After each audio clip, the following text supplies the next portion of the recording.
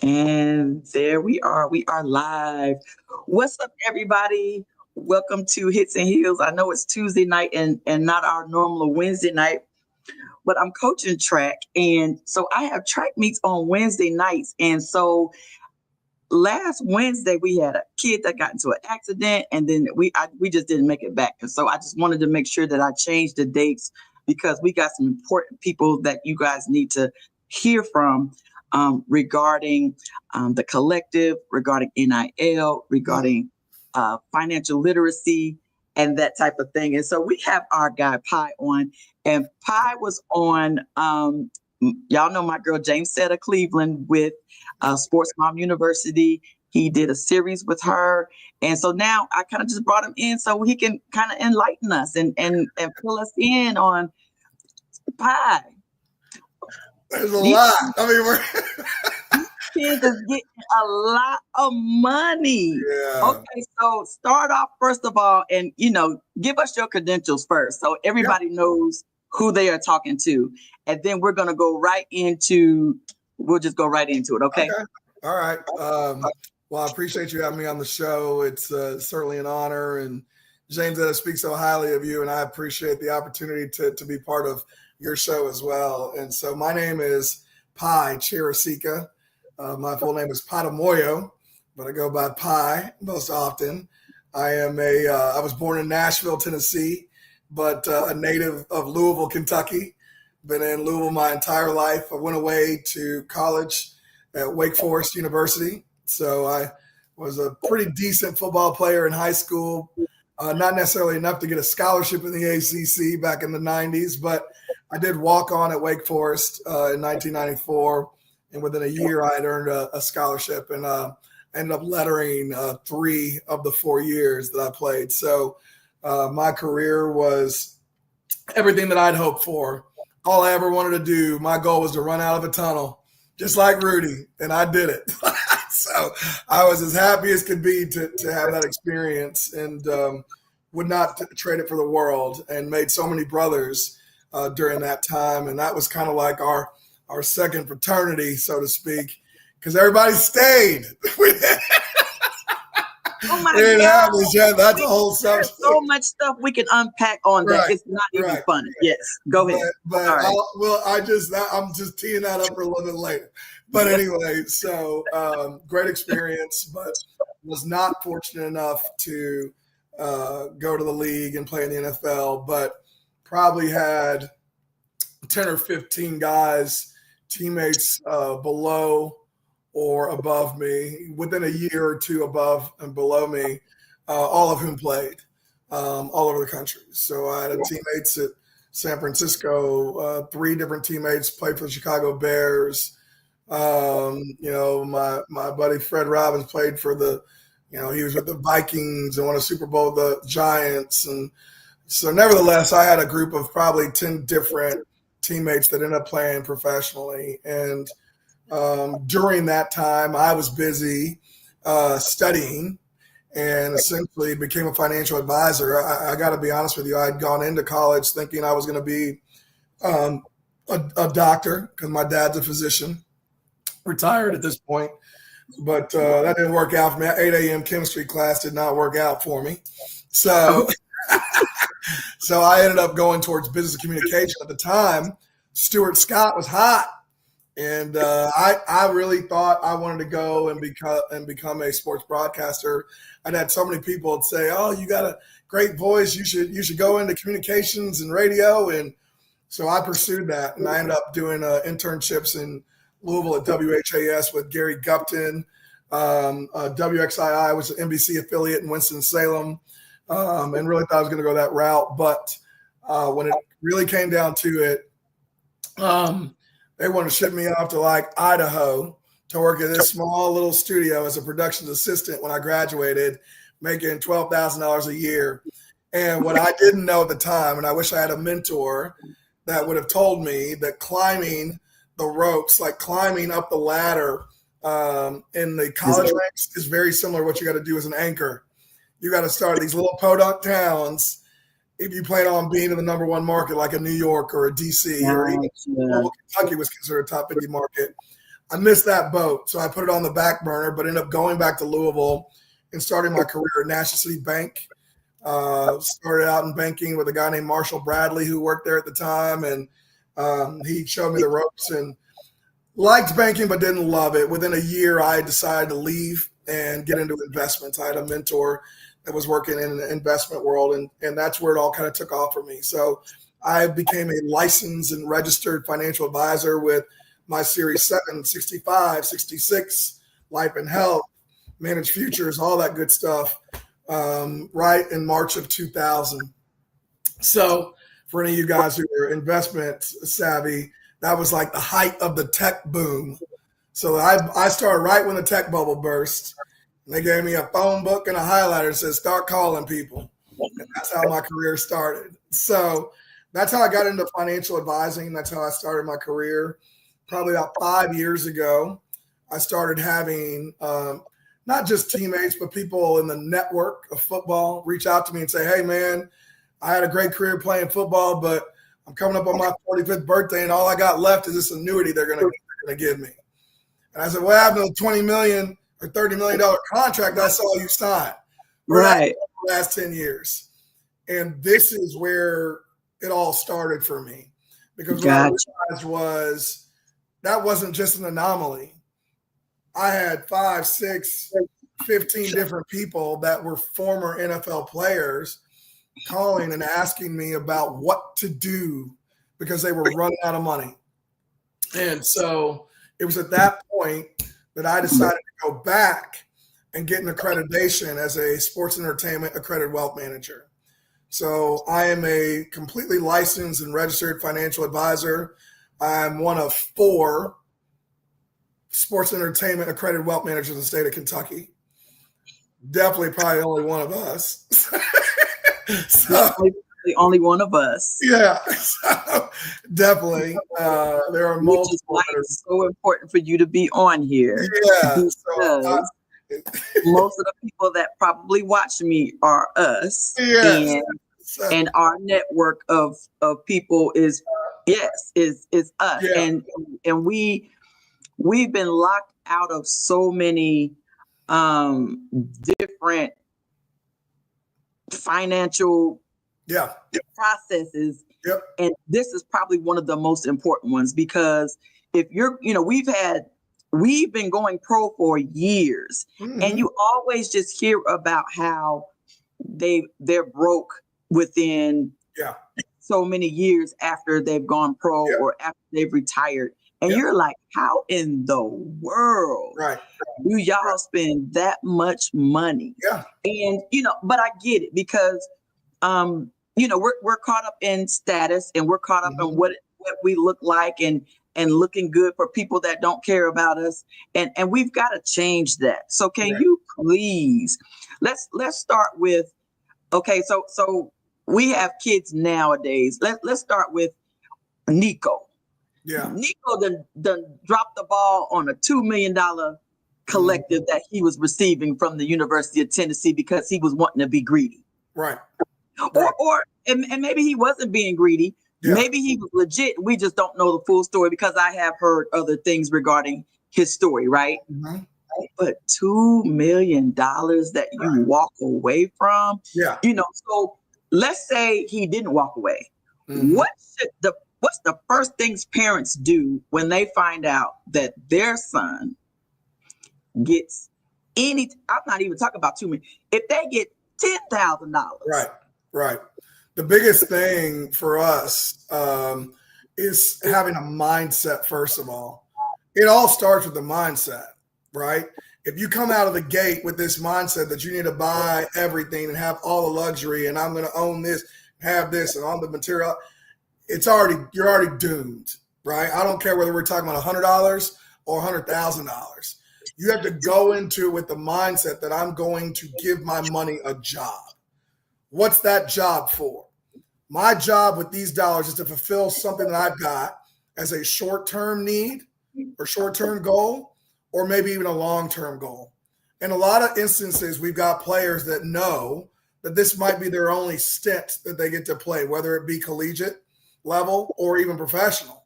But the average career is 3 to 5 years if they make it professionally. We're blessed to even have the opportunity to play in college. So look at that college money as the same thing. Maybe this is your only chance at receiving this type of money over 4 years. So if you have the right mindset, you would look at that money as a way to catapult you into a profession or a passion that you actually want to pursue versus looking at it as, I'm going to go get myself a new Dodge Charger. I'm going to go get a new Ford Raptor. I'm going to go get the next Cuban Link chain. I'm going to go get this nut, whatever the fashion is, right? I think that you earned it. So I'm not saying don't go out and enjoy a piece of what you've built and what you've earned. I will tell any player that we work with, take 10 or 15%. Go do you. Go have a ball, right? The other 85 to 90% of it, let's get real. Let's talk about what we're going to build for you going forward, because this might be the only shot you have at getting dollars like this. So let's just say, for example, you do get a $300,000 deal. All right, fine. Well, go take $50,000. Go have a ball. The other $250,000, we're going to use it to leverage you into opportunities, whether that's investment opportunities, business opportunities, professional opportunities, because when that day comes and you're not on the field, the court, anything like that anymore, I want that landing to be soft. I want you to be able to look around and be like, okay, what should I do now? Where can I go? Instead of being in a mad dash to figure out who you are because you got no resources and your brand is so tied to the game that it takes you 2 to 3 years to figure out who you are as a person off the field. Money can buy you that opportunity if we use it the right way. It softens that landing. It gives me time. It reduces the pressure that I would experience. So hopefully that kind of explains, like, that's why I start with mindset, right? And it has to be a mindset. I mean, even with us as a people, we've got to get out of this mindset about looking good for other people. Yeah. Like Cisco and I know people dog us and we don't, we're the type, we got high self-esteem, so we don't care about what people think. Yeah. So we both drive cars that have been paid off for at least 5-6 years. Like, I would love a new car. I work at Toyota. Why would I not want a new Lexus? Right. We would love a new car, but we like not having a car payment. Right. And being able to goes to lifestyle. You're right. Like, this is no car payment better than we like looking good for everybody else, because you just want to look good for everybody else. Now, do you think, I'm gonna backtrack real quick because Mr. Brown just had a question and I definitely want to answer this. It has the collective and the NIL hurt sports. It's manifested the business of sports in a way that we may not like. I'll say it like that. I mean, I just alluded to it earlier. There's a couple different levels that I look at this at. From an emotional level, the brotherhood of sports, the brotherhood of team is kind of gone. It's now turned into a very selfishly driven game, and what can I get? That was the problem with the Nico deal. Like, that had nothing to do with anybody else but him believing his worth was greater somewhere else, but not assessing his actual market value. I talked about this on James Head's call. These dudes go into this portal dark without knowing what their market value is. Portal. No one had done any research to know like what his actual worth was, how people felt about him. Hey, what are people willing to pay to have you come? Nothing. And you're just gonna jump out there like, that's crazy. Who would do that? Like, you wouldn't do that in real life, right? You would know, like, if you're leaving a job, that you've got another job lined up, so or you know your worth. With and it's funny. It's called prime time scouting, and that's what they do. They, and I know they talked about how that the coach from Oregon called the coach from Tennessee and was like, "Hey, I'm giving you a heads up. They're shopping him around." But isn't that what you should do? Right. You should shop around before you quit. I mean, I think this kind of, I don't know what it. what the back end of it is. But to me, that's what should happen. Like before you go into the portal, you should already know someplace where you're going. Absolutely, and so, it's wild to me. Really, and just jumping in the in the water blindly. You know, with no life vest. With no life vest that you don't. Matter of fact, Mark is on here again. Thanks, Mark, for being on today. But that's what he does. So, he at least can go out and see if he can do the research for the market to find out what your market value is. Right. And then, make those conversations and do that. And that's what Mark said. He felt like that was bad advice from Dad. Do you think it was bad advice from Dad? Yeah, I mean, it's this goes back to delaying gratification. We are an instant gratification society, and it's very selfishly driven the way that the model is set up currently, right? Because it's all about me, right? Like wait, Johnny over here got paid $2 million. I'm a better quarterback than Johnny. Well, I'm going to go, who's going to pay me $3 or $4 million? But you didn't study it, dude. You didn't look to go see what you were actually worth in the marketplace. And so you're jumping blindly, and that's a bad call. That's not good advice, because if you had taken the time and pushed pause and actually looked at that, even for a little bit of time, you would have recognized that maybe I'm good right where I'm at, right? Maybe they're evaluating Johnny's skill set differently than mine. Maybe it's not just about the stats I'm putting up on Saturdays. There could be other things that are integral to this decision process. We haven't looked at it. So us jumping out here blindly, thinking that we're worth the same as another quarterback, not knowing the metrics that were used to pay that quarterback is wild. Right. Like, you can't do it. And I think one of the things that I think was very interesting to me after the conversation came out, and I was trying to look at it because I try to stay off of all that stuff, is they said that Tennessee's offensive strategy was not conducive to Nico, and he wanted to be paid based on that. So why would you jump into the portal and then think that somebody else's offensive scheme is going to be compatible? It's going to be a fit for you, right? Like, your metrics, you're already experiencing a disconnect, right? So your metrics aren't going to reconcile with what your team wanted. So how are you going to be able to market yourself to someone else? It just doesn't make, like, now I'm playing Monday morning quarterback, of course, but assuming I have enough understanding of this, like, that was a premature decision. And to answer your original question, the face of the game has completely changed. I alluded to it at the beginning of this, is like the idea of staying with a team for 4 years and having a cohesive unit is gone. I was dealing with a mother just the other day who said, her daughter, was supposed to go sign at UNC. And by the time they got to UNC had already taken another player from the portal, and they took away her offer, right? Not to mention the face of these teams, the composition of these teams. It's not, what are you going into? Like, you're not going into a team that once was. Whole team's going to look different. So to say, like, oh, I want to join this team because they've got this cohesive unit and they're going to be strong, like, the face of that team's going to look completely different next week. So the dynamic is different. The way players, really talk to their coaches is different. I think that's why you saw so many coaches that were traditionalists walk away from the game, like a Saban, like they'd like, hey man, if this is the way we are going, there's no way I can coach in this league, because now they've commoditized the game.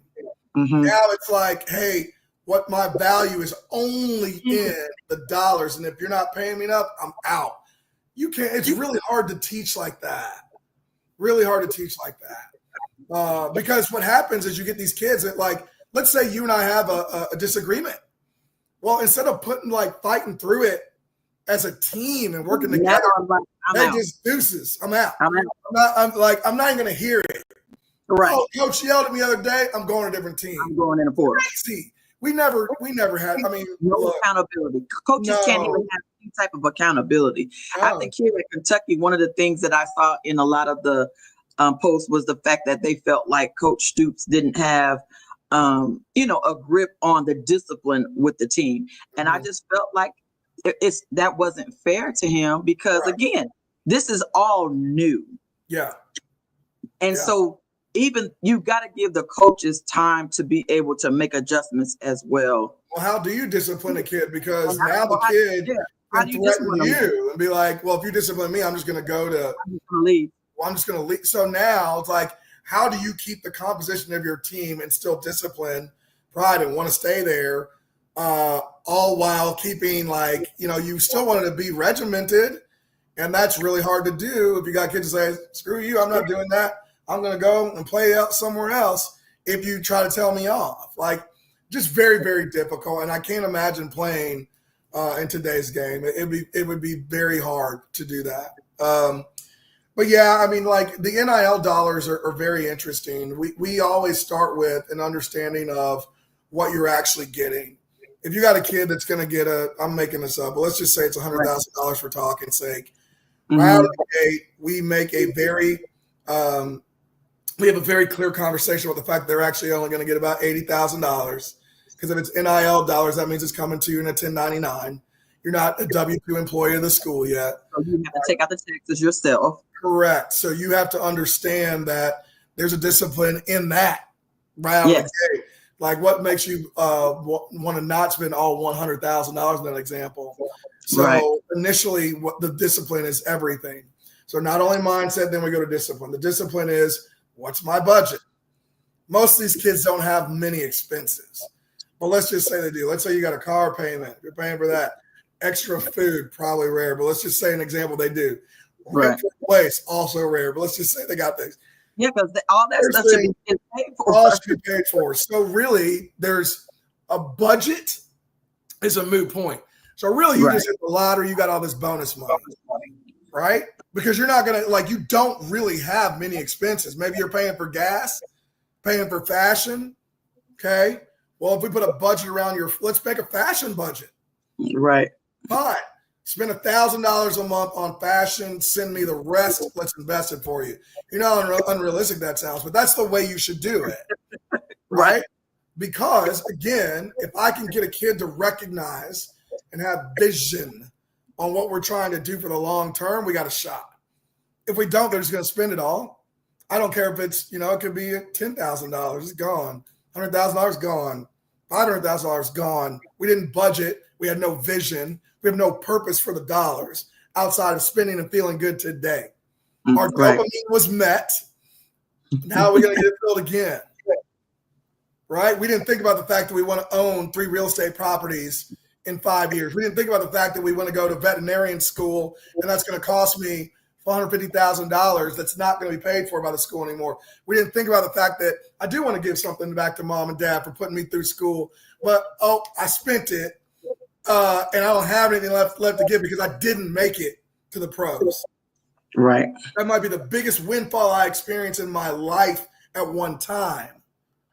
Right? Let's be stewards of that wealth would be my objective with all the guys and gals that I work with. That's good stuff. Here's a good question.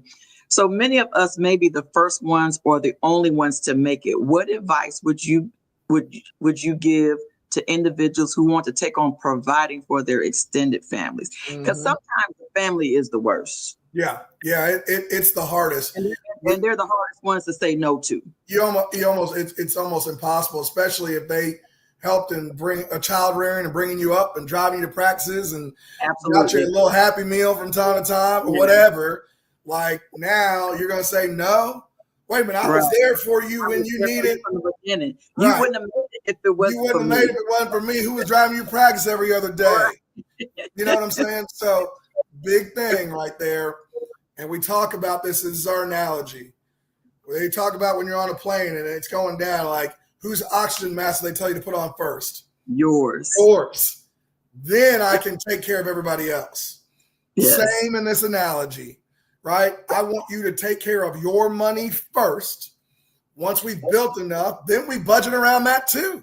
Then we can say, hey, we've got $50,000 a year that we can allocate to friends and family based on whatever you think the need is.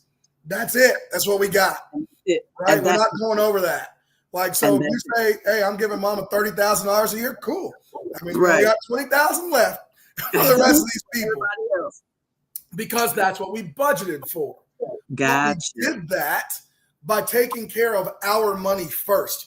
We didn't get this check and then right out of the gate, write mom and dad a check for $350,000 so they can buy a house and get a little Johnny over here, $25,000 car. And, oh, by the way, sis needs a new iPhone. And if you do all that stuff, you'll be out of money before you know it. And then what do? Now you're just as broke, thinking you were helping everybody. Your best way to help people is to help yourself first. Oh, that's good stuff. Okay, so let's say, so they're paying them, unfortunately, you're a brand new freshman, you're coming in, they're paying you to come in, even though you haven't proven yourself. Why? I have no idea why they're doing this. What should families, let's back up even more than that, Pi. Mm-hmm. My son is getting recruited. Yeah. What should a family do to prepare in the event that we get onto a college campus and we're able to get into the collective and get paid? Yeah. So we're thinking, okay, bam, we got our first offer. Oh, let's start looking, or should we start looking at planning even before that? Should we be in high school? You're doing good in high school, even though the portal is something else. So you're going to have to be one of the top players in order to come out of high school. Right. Okay, I have one of those kids. What should I be doing as a family to prepare financially? You guys should be interviewing financial advisors, utilizing the network. Use Terri, use who she's got in her preferred partnership. Use James Etta, whoever she's got in her preferred partnership. People that you trust, that have liaisons or relationships with good financial advisors, are who you should lean on the most. You don't know what you don't know in a lot of cases. All you do know is that there's an opportunity. Yes. And opportunity is enough for us to say, you know what? Opportunity alone, there's a potential here, and we want to be ready. So let's build that roadmap today. There might not be $1 set up, but again, having an understanding of what that could potentially look like and what we need to do in order to make sure we're good stewards of this newfound wealth is going to be really important. And that usually starts with talking with a financial advisor. All right. Guys like myself will turn around and go through an entire Q&A session with you, discovery session, trying to figure you out. Right? What was money like for you guys growing up? What's your ability to take on risk? What are some of your short-term goals? What's your long-term goals? What are you passionate about? Do you tithe to the church every week when you go to church? What else are you involved? Like all the questions, right? That's without $1. I'm asking stuff like that before $1 shows up over here. If I know the answers to that, I know how to build a plan for you. I know what we need to do. So now, when that first NIL check comes, because the collective realizes, this young man or young woman is going to be a great athlete. So it's like, let's get them in now. Throw them $100,000. We need them to stay, right? We want them to be part of this. They might already be getting hunted by somebody else. Now you've got $100,000 in this example. What do we do? Okay. First thing we're going to prioritize our goals, right? Do we have an impending need right now? Well, maybe our car's broke down. We don't have one yet by the collectives. So we take care of the car. Maybe we do need some clothes. We take care of that stuff, right? We take care of those things. And then we invest the difference. I will tell everybody that invests with me, they're like, well, why do I need to invest? At an elementary level, at a base level, the reason you are investing is to keep pace or outpace inflation. I need to make sure that your dollar today spends like $1 tomorrow. Inflation is simply the cost of goods going up each and every year. We can sit here and talk about it all day long. The classic analogy is a loaf of bread costs $5 now, and it used to be $1. Eggs, how much more expensive are? If you were your grandmother, right, kept money under the mattress and said, my $500 is safe and sound. I haven't lost $1. But you haven't made any. Grandma, we did lose because my same $500 today is only going to spend like $425 tomorrow. So I've got to invest to earn at least 3 or 4% on my dollars to keep pace with the costs of goods going up every year. Okay, so that's a great issue. So how do you combat, like right now when the stock market is very volatile? Right. How are you able to navigate through that? Because I got a coworker at work that 2 weeks ago lost $106,000 in his 401k. Right. How am I supposed to retire when my 401k is constantly losing? Well, so how do we on this side of the table, my average athlete is 16 to 25, 26. They're very, very young. 18 is when you can actually start investing on your own without using a custodial account. So let's just say, for the sake of this conversation, you're 18 to 24 years old. Retirement probably isn't any time in the near future, right? It's probably 40 years off. So you could be a little bit. So you can afford to be a little bit more risky. Now, I talk about two retirements. I talk about retirement from your sport of choice, right? And then retirement where we're going off to Bora Bora. Right. Yes, sir. So think about it like this, like, okay, maybe we do have a near-term retirement. Let's use that $100,000 example again. I may not put all $100,000 in the stock market. I might say, let's diversify you. So we've got a good percentage of this money that's safe and sound. So if you have an impending need in the next year, the next 12 months, you have access to that right away. Okay. 30,000, 30,000, 30,000, right? All we did was make sure we got that interest I'm talking about where it's earning at least 3 to 4%. Safe. Okay. Good to go. The difference, I would say, hey, let's invest for the long term. We're going to be more growth oriented. So now we're going to invest in the stock market. If you said, hey, I got it right now, I'm going to be like, this is great. This is a great entry point. We call this a yard sale. Market's down 15%. I'm buying Apple stock. I was going to buy it 15% higher than this. Why do I not buy it 50% below? You look to buy the wealth building stocks right now. And that's where big money makes money. They will look at this as an opportunity, not a risk. Yes. It's just a matter of what the need is of those dollars, right? If you say you need a car the next year, I'm going to go very conservative. If you say, I don't need to touch this money until retirement age 60, we're rolling. I'm going to buy like 5 to 10 stocks that are wealth building type stocks that'll be there for you forever, right? And you'll be a millionaire, right? But you have to leave it in there and let it work for you. And we do what's called dollar cost averaging, which essentially means I'm buying down in to a stock that I already own at a lower price. So it reduces my unit cost overall. So when that stock goes back up, now I own more shares at a lower price, and I'm the beneficiary of it.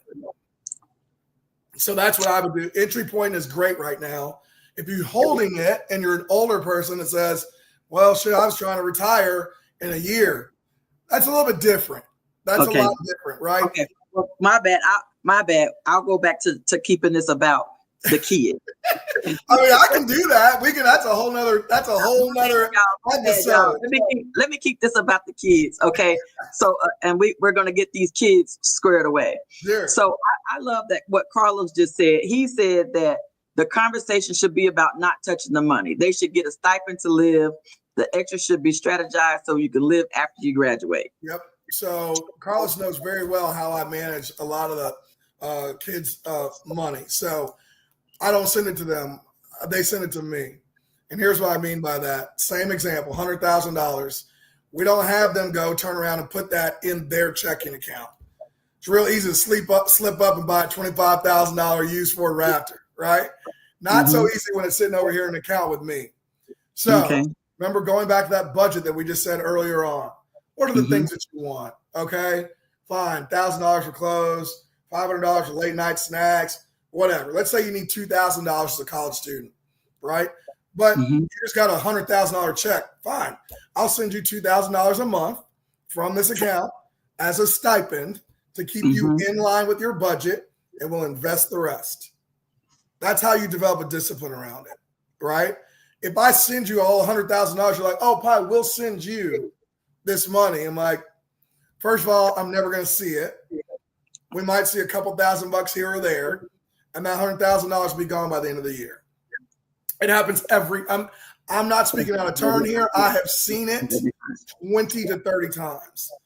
But to his point, if you do it in reverse, if you put the money with your financial advisor like me, and then you allow us to provide you a stipend based on the budget we agreed upon, right?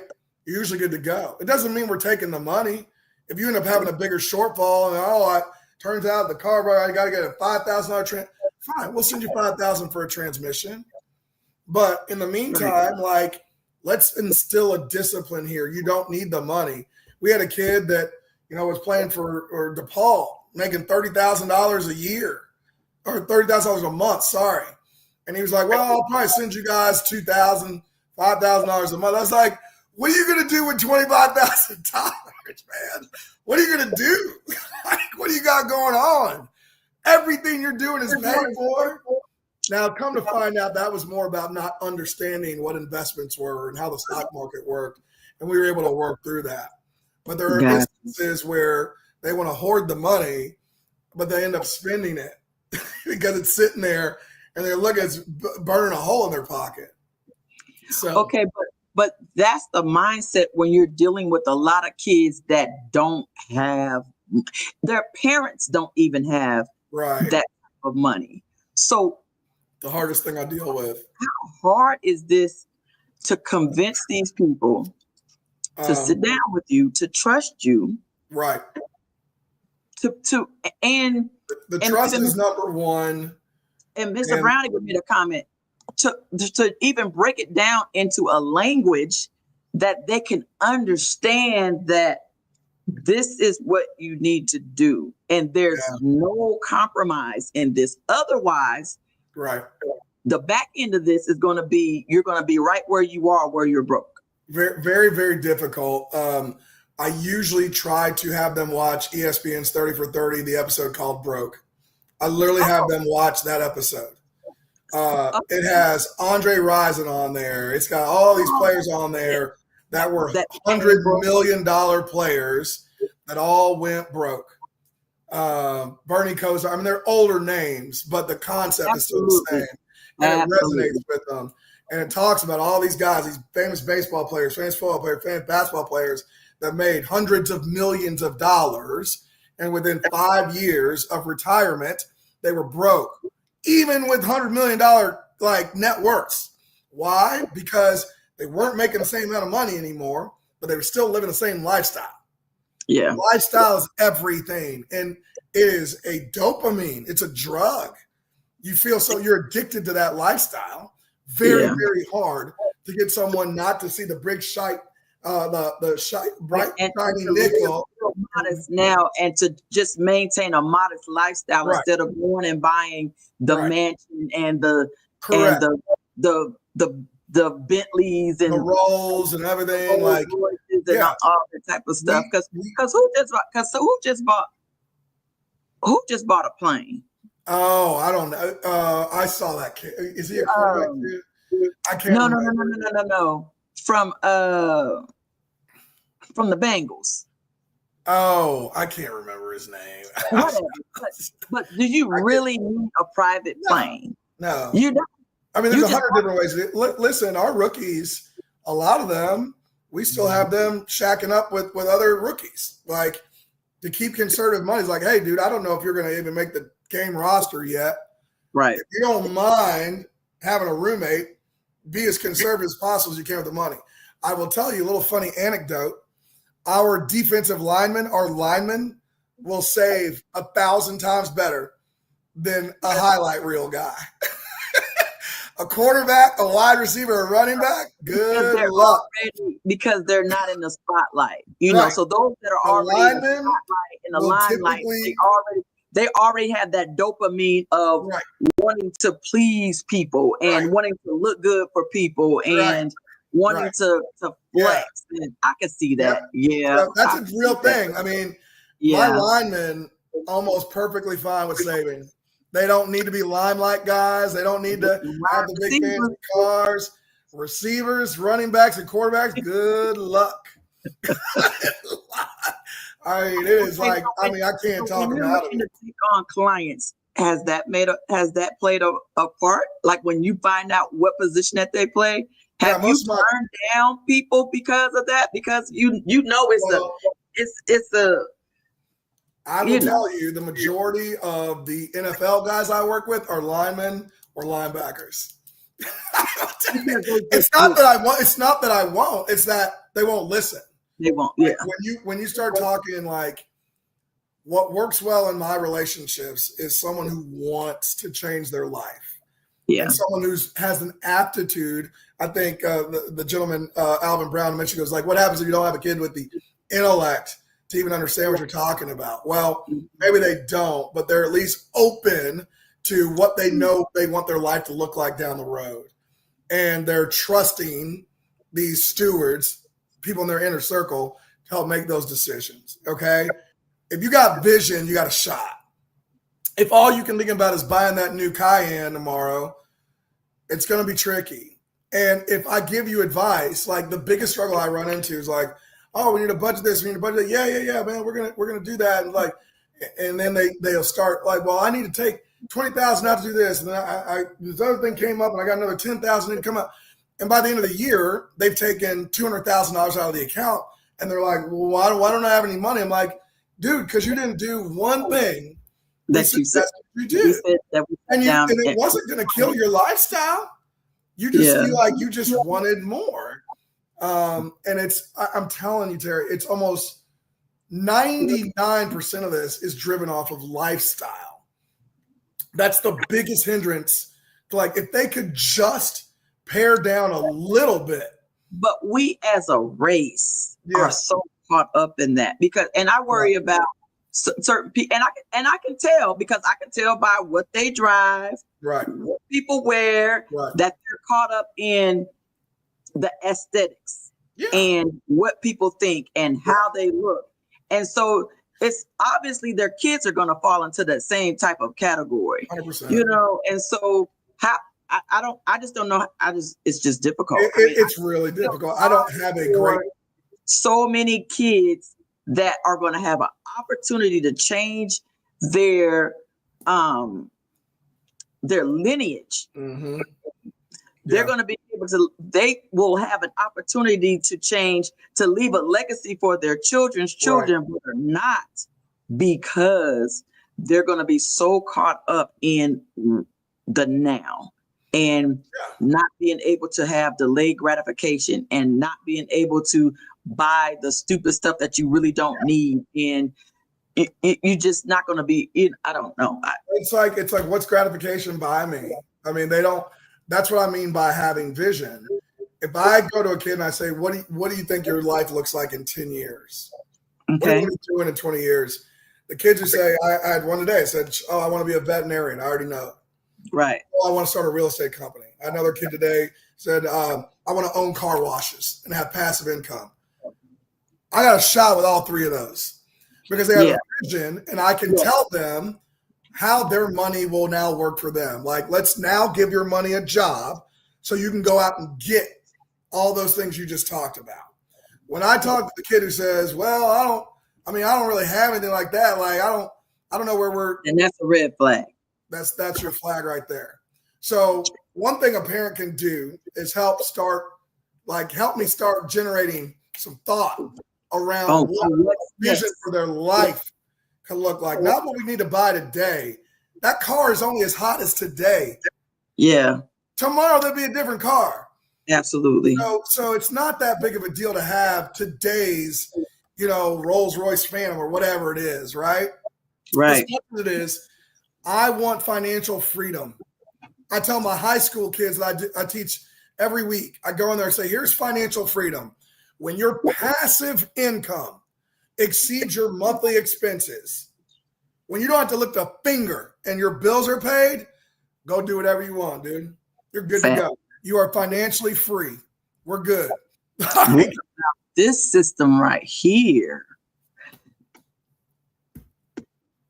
Oh, Oh my God. so My biggest fear is I, Ty I, trying to impress some chick.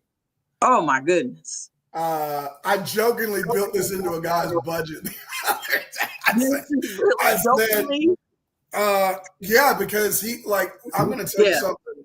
I'm going to tell you something honestly, and I don't know if this is out of line to say it, but I have a couple players that their vanity is so big that they feel like they need to seed the world, and they end up having 5 and 6 kids, 7 kids, 8, and I'm like, what are you doing, man? Like, you don't even, what is happening? Like But this. and I don't agree with Cam Newton with that, because you're building broken families. Correct. So I have to have I'm going on a little bit of a tangent here, but I'm with you. Like, so I have to have that conversation. Everyone's like, you're not building a legacy by putting 6 kids into the world that are going to be impoverished with nothing. And maybe, you're spread too thin where you can't even be the true father or mother that you guys want to be. So I struggle with that, number one. Right. Number 2 is, remember we were talking about dopamine a minute ago? Girls are a dopamine too.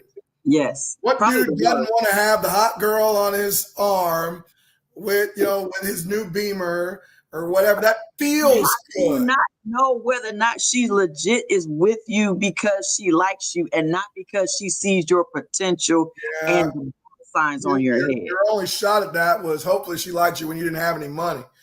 Yeah. Hopefully you've been with this girl when you were broke. Still potential. Right. Other than that, it's very difficult. I have a hard time managing that. And like, all jokes aside, I literally try to manage that as well. Like, all right, let's consider this part of, like, I know your emotional well-being, whatever you want to call it. But man, if you have any intention that they get a prenup, we build things. When I get guys going to their second contract, and now we've got accounts that are 10, 20, 30, $40 million, all of a sudden we start talking about trusts. If I have a trust, usually that creates a fortress around my money, to the extent that my wife or my former girlfriend, whatever, shouldn't have access to it as much. Prenups are going to be important, but so did you wait until? So should they start off with a trust or no? I don't know. I mean, like, the trust really becomes important so that when you can be protected from everyone else. Right. You want to protect it. Your own family. Right. We had a guy that we thought a trust would be the best way. But if you start a family and you're responsible for a child, like, there's no way around that. Where a trust is going to be beneficial is if you got a girl you were dating and all of a sudden she wants to sue you for your net worth because y'all aren't dating anymore and things went awry, right? That's different. There's no baby in the equation. You don't owe any child support, whatever, right? That gives you some of that defense you need to protect the assets, right? Because it's technically not you. She can sue you. She can't sue an entity owned by you, right? So it's a little bit different ballgame. Another question. Okay. So how do we set up? Should we set up our daughter with as a LLC, as a business right out the gate? What do we do? How do we? So let's just start from college. If you are getting NIL dollars in excess of about $50,000 to $60,000, I think it makes sense to begin the process of setting up an LLC. Here's why we say that. Okay. Typically, state registration fees tied to setting up these LLCs. LLCs are a limited liability company. If you're not a landlord or something like that, like, the likelihood of someone coming after you for the money in here is pretty small, right? Okay. So you're going to be using a limited liability corporation on your behalf, really, to start what's called an S corp. Right? Okay. That is the business of who you are. Okay, an S corp. An S corp. So once we do that, now you can hire employees. Now you can pay yourself a salary. All of this money reduces your taxable income. Okay. Right? It allows you to pay momager, dad, Right. yourself, right? A reasonable salary from this money you just got 1099. Right? So now instead of my tax liability being $15,000 or $20,000, maybe it's now $5,000 because we found a way to pay everybody. Okay. That's when it makes sense to look at that. That is specific to when you start getting endorsement deals or NIL money because it's 1099 money. Yes. You reduce your taxes, right? Correct. Okay. So if you're in the NFL and you're getting W-2 income, you don't have any endorsements yet, you don't necessarily need an LLC yet. It is really, really specific to independent contractors, right? When I start getting $1099, that's when I really need to look at an LLC. Okay. When I'm in risky jobs or where people can eventually sue me, that's when I need an LLC. Okay. Really what people are using those is like, now I've got, like, let's say that you've got a son or a daughter that plays travel basketball, right? Or something like that, and they've got an endorsement deal for $50,000 in this same example. Well, now I can write off the shoes they got, the travel expenses to get there, the car we used to get there, all that stuff. So that $50,000 now, the only taxable amount to us is $35,000, right? Because we wrote off $15,000 worth of the expenses tied to taking them and all this stuff. Mm-hmm. That makes sense. Okay. Right? So hopefully that's helpful when it comes to that. Okay, so let's back up. Yeah. What is the best, how should we set it up? Give us A, B, C, D. Mm-hmm. You go to, like, if you were in the state of Kentucky, you would go to KentuckyState.org, right? And you would essentially say, I want to set up an LLC. You can literally go there and set up yourself, right? Okay. Essentially what you're going to do is start that, and it's going to say, well, what do you want to call it? We'll call it Terri Bryant LLC. I'd recommend not doing that. I'd recommend, like, maybe you call your CTB LLC, something like that. Right. Coach Terri Bryant LLC. You don't want people to be able to find you real easy. Okay. So you want to use some discretion in terms of how you name these LLCs. Don't put your name up in lights, in this LLC, because then that defeats the whole point. It's like, oh, we figured out you got $500,000 running through this LLC. Right. Yeah. They'll find loopholes to try and get it, whatever. Okay. So you set that up through the state. They're going to take you through a registration process. You've got to get a tax ID number tied to it. They'll make sure the name is available, so on and so forth. Ta-da. Next thing you know, you've got the CTB LLC in this example, right? Okay. Then they're going to say, go get a tax ID. That essentially registers that as a business entity, right? The tax ID number is where you in turn are going to go give that to the bank. Say, hey, we want a business checking account tied to CTB LLC, right? They're going to say, what's the tax ID number? You're going to give them that. That's the entity number. That's how you tie the business to the state. So when a kid gets the NIL money, it's not in the Social Security number, but in the EIN? If we do it this way, right, you can have them essentially pay the company instead of paying the kid. See the difference? You don't want him paying. You don't want him to pay the kid. Right. You want him paying the company. So no, Penn State. We want y'all to pay CTB LLC, not Terri Bryant. Gotcha. There's my NIL money. Now I'm running everything through that, right? And I can pay myself as an employee of CTB LLC. I paid myself a reason to say, well, I paid myself $25,000 out of this. Boom, that reduces that income by $25,000. I paid my mama to help me out because we had to move from town to town. I'm gonna pay her $15,000. Boom, it reduces by another $15,000, right? All of a sudden, my tax liability tied to this bigger check I got from Penn State in this example is far less than it would have been had I just taken the check out right. Okay. Save your money and pay your people, right? Everybody wins. That's how you grow wealth, right? Now we're building the family up. So that's what that looks like. It's just that people don't know how to do it. But Okay. that's like, I can literally do that for you. I've done it for a lot of my clients.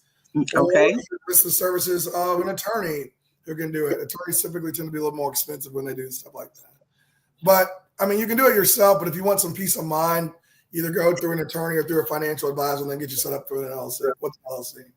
So do you foresee the IRS becoming more involved in NIL deals associated with players and the sponsors? I have constantly talked about the potential for tax evasion over the next, like, think about this. In the next 4 or 5 years, how many of these kids that are getting these checks you think are actually paying taxes on them? How many? Man, there's no way. I would bet it's 10% of them, maybe a little more. I don't know. I hope it's a little bit more.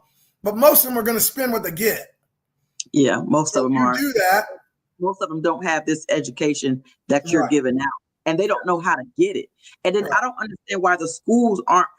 They say that they're providing, because I know when at Kentucky they told us that they're giving them, but I still don't. It is. I mean, that they're giving financial literacy to this extent, and and step by step, exactly what you need to be doing. Yeah, I think it's more of a CYA thing right now. It's like they're just kind of covering themselves. Because if little Johnny goes out there and spends $100,000 and comes back and tries to sue Wake Forest because they didn't tell him what to do with it, so Wake's like, well, what are we going to do? Like, all right, well, we got to give him some classes so this dude can't come back and sue us because we didn't tell him what to do with the money. So it's more of a CYA thing than it is like we really want to teach these kids what to do right now.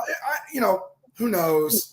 I'm speaking with broad strokes here. Like, maybe there are schools where they're doing more in-depth conversations or bringing in financial advisors. I know my own school has ties to a legacy bank in Truist out of Charlotte. So the people they bring in are tied to those two banks. Right. Independent advisors like myself are not brought in. They bring in the big banks to kind of talk to them and guide them. And so I do think there's some of it, but not to the extent that you're suggesting. And so, I think 4 or 5 years from now, you're going to see a lot of tax evasion. Some of these dudes are going to be going to jail, like not having paid. If you got $400,000 or $500,000 a year or $1 million a year, you haven't paid $1 on it, but you got $1 million house, a Rolls Royce Phantom, and everything. You don't think eventually somebody's going to audit you? They don't know. They probably don't even know what auditing is. Right. Right. So they don't even know what. I think somebody on here talked about that. There's just the lack of education from our education system. Right. They don't teach us about taxes. Right. They don't teach us about any of that type of financial stuff, even in the schools, for you to be educated to even know when you go to the next level that this is what you need to be doing. And this is what you need to be looking at. We already are on here an hour behind. I feel like you were worried about us going an hour. I told you we could do this. Oh my God. I'm all over the place with you because it's so important to get this down. Okay, so we talked about the setting up an entity. Yeah. I think my biggest takeaways for your group tonight, or the biggest takeaways would be, first is mindset, instilling the idea of delaying gratification, instilling the idea of vision. If you have the vision first, then delaying gratification isn't so hard, right? It's challenging, but it's not hard. You get it because you know what you're shooting for, right? Without vision, you got nothing. So first of all, vision, delay gratification, then set up a budget. I don't care if it's a silly budget. Maybe it's a fashion budget, food budget, whatever it is. We want to make sure it's low, right? Kids don't have a ton of expenses. Go out and have your fun with a little bit of the money. But now, no matter whether we got $100,000 or whether we got $500,000, we're creating a budget. Work with the financial advisors, the next part of that. Have them develop a discipline for your child, for your family, where you're saying, hey, we're going to invest this money with you because we need to at least keep pace with inflation at a minimum, right? And then you can send little Johnny or little Jane a stipend $3,000 higher than what they actually have budgeted for. So everybody's comfy. So in that case, if they need $2,000, we'll send them $5,000 a month. We're going to invest the difference because you don't need it today. Mm-hmm. We're going to invest this because I know in 5 years, if you don't make it to the WNBA, if you don't make it to the NBA, or you're a free agent in the NFL, I know I got enough money to give you a cushion to go out and look for a professional job or to be an entrepreneur and start your own business. If I don't have that, you don't have that freedom. That's the last thing. Get to a point where they have an understanding around financial freedom. Remember, that is when my passive income, I don't lift a finger for this income's coming in. Mailbox money, as I like to call it, Absolutely. exceeds my monthly expenses. If I got passive income that exceeds my monthly expenses, I'm chilling. I don't have to do a thing. I'll go out and do what I live with passion at that point. I actually do what I want to do, right? So those are things where you can have vision on that. It's like, who doesn't want to be that? Everybody wants to do like, I'm just lucky that I get to merge my passion with my profession. I tell Ty, I said, Ty, working a job for somebody else is some foolishness. Right. Yeah. So I haven't done that in a very long time. I wish I had that type of opportunity to set up some type of a business or something that I could create a passive income that can pay me for the rest of my life without having to go make someone else to go punch somebody else's clock. Yeah. Yeah. So that would be another key insight is like instilling the understanding of what passive income means, right? We want that money to work for us, not us to work for the money. Okay. What does it mean to have passive income? That means I've got silos of investments. Maybe it's real estate that's paying me rental income. Maybe it's a business where we're getting revenue on a regular basis. Maybe, I don't know, whatever they are, those are the things that provide us with passive income, right? We're not clocking in every morning to go make that buck. We're maybe overseeing everything, right? That's fine. But we're not having to go punch a clock every day. So hopefully, are those good takeaways? Hopefully that helps. Great takeaways. Great takeaways. Oh, Mr. Brown got another good question. Okay. This one. So Coach Hamilton was being sued regarding NIL deals not being honored by sponsors. Are we going to see more coaches sued because of this initiative? Because I think I had Coach Sean Woods on and I asked him about incentive-based pay. And he said, you can't do that.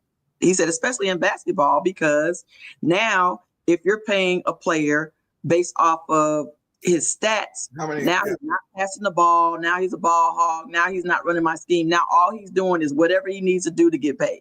Well, that's right. That's right. It would destroy the game. Yes. Like I really, for instance, when I first started in this business, I remember I was going to go work for Merrill Lynch. And Merrill Lynch said, okay, that's fine, but we want you to sell 20 financial plans. We want you to sell 10 insurance policies. We want you to sell 20 stocks every month. Well, guess what, Terry? If you and I got on the call, guess what I'm selling you today? You better make sure, you better believe I'm going to sell you a financial plan or an insurance policy because I have to. I'm incentivized to do so. You have to. Yeah.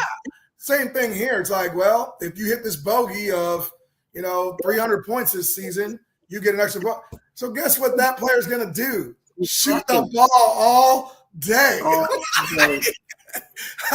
They're never passing.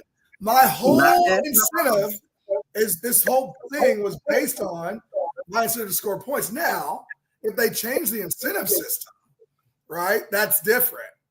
Like incentivize based on the right things. Maybe it's incentivizing based on team camaraderie. That's right in the sky. But you see what I'm saying? If it's not just based on some basic statistical metrics and you're incentivizing players that stay, you're incentivizing team cohesiveness, you're incentivizing a leader, no points. Now I'm changing the whole metric system. I like that. So there are ways to do it, But is that the solution? Mr. Brown, I think you asked that earlier and I didn't get a chance to show it. He was like, what is the solution? Let me go back and find that question. Everybody, well, how are we defining a winning team? Like who scores the most points? I don't know. If we got 5 guys all scoring well, don't we do better? I don't know. That was the whole theory with this Florida team. They were talking about the whole metrics of like the formula they used to build that roster. Right. It wasn't just who scored the most points. Right. What was that? What was that movie about the A's baseball team where they used the metrics to figure out what made the what made the roster? Exactly. So with Brad Pitt, whatever. Yes. So it's like who defines what the metrics are to create a great basketball team? Right. It could be we don't need 5 Michael Jordans. We need a Scotty. You gotta have a wingman out there. We need a Steve Kerr. I mean, we need a Dennis Rodman. Right. We need them. Right. I mean, we couldn't do it without them. No. Right. So I think I'm kind of going on a tangent here a little bit, but to his point, the solution is changing the metrics that we're living by. The standard shouldn't just be how many points you score, how many steals did you get. We can be a little bit more anecdotal with this and say, okay, well, what did you do for the team? How did you provide leadership? We're gonna incentivize you with the leadership skills you provide. I'm making this up, right? But you get where I'm going with it? Yes. That'd be my solution anyway. Absolutely. And I'm hoping that someone is thinking along that same level, because it's out of control. Yeah. I'm like Mr. Brown. I just think, because I think even on our roster here at Kentucky, we got 31 new players. Mm-hmm. Mm-hmm. How are you supposed to build with that? You can't. I mean, kids that came in right from the portal and they're in the portal again. Right. They haven't even played. No, I was watching some Instagram memes where some of these guys have literally been on 5 different teams in 5 different years. Every year they're on a different team. And I don't get that. No, I don't either. I don't get that. As a coach, mm-hmm. I wouldn't want a player that hasn't been consistent on one team. Yeah, you already know what's going to happen. Because the common denominator there is not the teams. It's that player. Something's going on with him or her. Going on with him, because we wasn't having this problem before with everybody jumping the portal. So I would love for them to go back to, you have to sit out a year, or I'll give you one pass. Yeah. And then, of course, you get to go into the portal if the coach leaves. Yeah. You got 30 days if the coach leaves. Okay. Yeah. I'll give you that one too. So that might give you 2. Yeah. 3 ones. I think that would slow this whole thing down. Yes. But then go back to, okay, now you gotta sit a year. So now, so even this year, we had a couple of players that senior year, if that was in place, they would not have been able to leave. Yeah. Because you don't have another year to sit out. Right. So it still would at least gave us some some type of cohesion for the coaches and the teams. And then now these coaches are getting fired because they can't win. But how are they supposed to win when you have no idea what your team is getting ready to look like every year? I mean, your whole, honestly, who was the coaches that were coaching these one and done teams, like the Kentucky teams, the one and dones? Once in a while, you almost have to be. You need that coach at every school, because you effectively have a team that's only going to be there in that one moment, that one year, and then they're all going to change. You might as well just go ahead and plan on this roster right here is going to be completely flipped upside down next year. So all I can do is work with these 5 guys, 10 guys, whatever, to win this year. Right. There's no building anymore. Yeah, there's no building anything. And he recruited like that because he already had a pipeline of 5 or 6 where they had to leave because he already had the next replaced them already. So I don't know. It's a mess. What's this question? People are saying colleges are making too much money if they just gave scholarships for teams. It's politics that created this mess. It's probably people saying colleges make too much money if they just gave scholarships per teams incapable of it. I'm not sure I understand the question totally. I don't understand the question. I'm sorry. Recruiting is a nightmare. Let's just leave it at that. But recruiting has become a nightmare, an 100%. Absolute nightmare. Yep. Baylor, I think, lost their whole roster. Yeah. And then how many players from Florida left, and nobody was like UConn a couple years ago when they're like, we're getting ready to run it back. Nobody has that mindset. No. We just won, let's run it back. I did see something, and I don't know how much truth there was in this, but apparently Ohio State's football roster, they've retained like 95% of their players, like the majority. So there was this. Now, again, I don't know how much truth is in that. You have to look at the research. Because they have the money to pay everybody. Money to pay them, and the argument was coaching culture, and he's built this awesome culture, and nobody wants to leave. And so, first of all, let's talk about that. Texas is the deepest pockets in the country. University of Texas. Yes. Ohio State is top 5. So their collective is still like because I think they were number 2 or number 3 behind or behind Texas and Oregon, right? Right. So the purse there is substantial, right? So they selectively didn't mention the fact that Ohio State also has one of the largest collectives in the country that could pay people to not leave. Right. But the argument was, they built this great culture, yada yada yada. Texas A&M is the other one. Whenever you can pay a coach $96 million to go away, your pockets is deep. Yeah, all the Texas schools. I mean, even I talk about the business of Texas football a lot. The Dallas Cowboys, for instance, are the most profitable football franchise in the country. Everybody's like, oh, they lose all the time. I was like, you're talking about the sport. I'm talking about the business of football. The brand. It's the highest grossing revenue. It's not even close. So I'm a Dallas Cowboys fan. So I'm in a group and people are always, I said, y'all don't understand. I said, y'all haters have made us relevant over the last 30 years because y'all talk more about keep bringing it up. How horrible the Cowboys are instead of just talking about your own team. If y'all would just talk about your own team, the Cowboys would be irrelevant. But memes every Sunday when they lose, all you see is Dallas Cowboys. Right. So it's what's that say? It's loved or hated but never ignored. It's like if you're hating on me, you're still paying attention to me. And you're giving me more attention. And we have been relevant in over 30 years. Right. So So and the business of the Cowboys is for real. It's the business of the Cowboys. And that's and to me, that's no incentive for Jerry Jones to get a winning team because it doesn't matter because he's making his money regardless. Yeah, the business is fine. Why do we need to win? He doesn't care.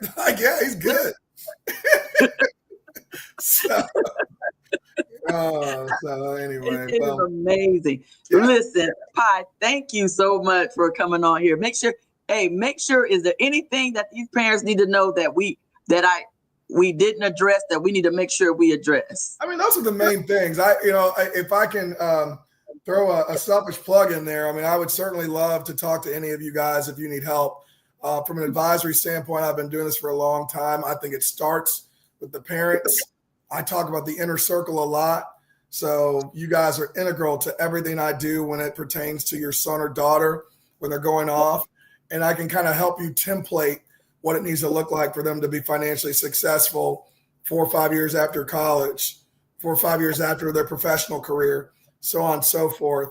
And I try to do it in such a way that everybody understands it. So I'm not big on talking over people's heads and using a lot of jargon and things like people do that for their own vanity, right? That makes that advisor feel good that he can talk like that, but he's missed the boat. He's totally missed the communication. came out of your mouth. Correct.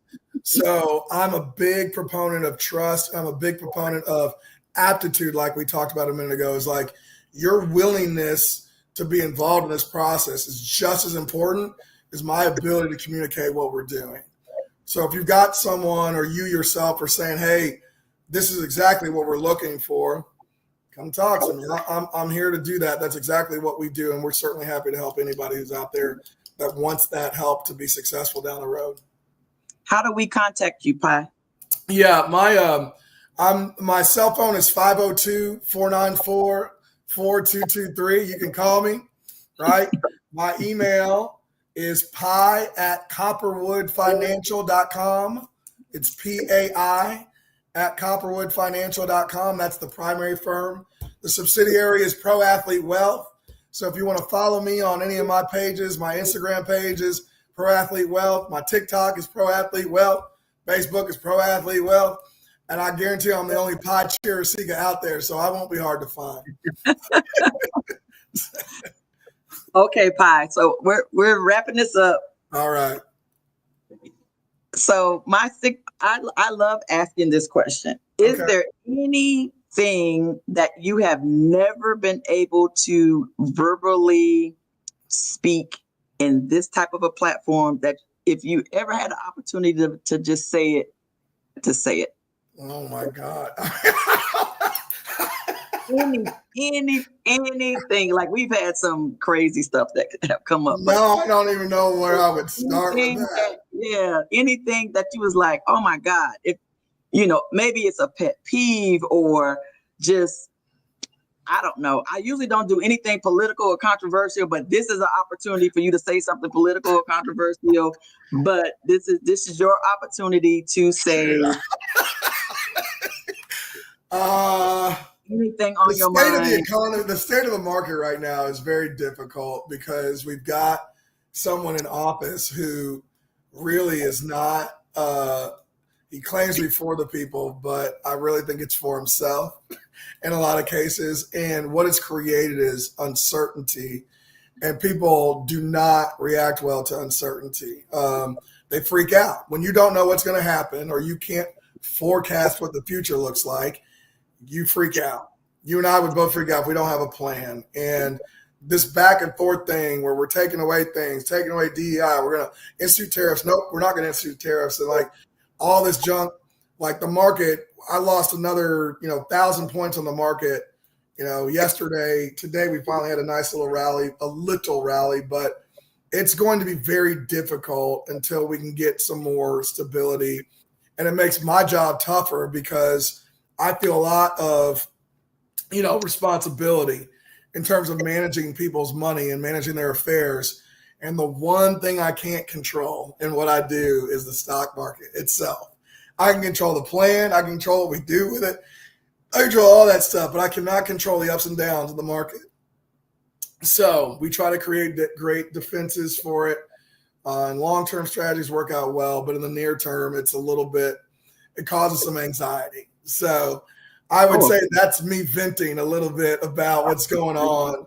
But as long as you can kind of keep a long-term perspective and you got long-term goals, and I think that everything will be just fine. I've done it for 25 years, and I've seen this in the housing market crash. I saw the COVID crash. I mean, I've seen like 3 or 4 different things like this, and it always comes back, and usually comes back much stronger. Yeah, so that's kind of my little anecdotal piece for what it's worth. I'm not gonna lie. When I looked at my 401k, what was last Friday before last? Yeah. In 2 days. Yeah. Like a dip in 2 days was like, oh my God. I mean,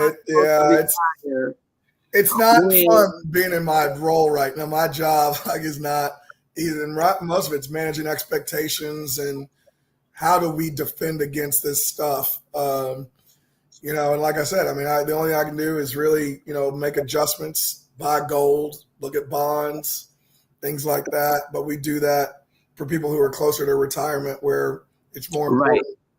Absolutely. Other than that, I love football. I love watching the game. I love being a part of it. It's changed. But I love being involved with the kids. It's been my thing. So I still spend a lot of time coaching. And my biggest thing, like I told you, when I started, college football for me was everything. My goal was just to run out of the tunnel. And that started with that small little goal, and being able to be part of that group of 110 guys, but even a smaller group who actually gets to play.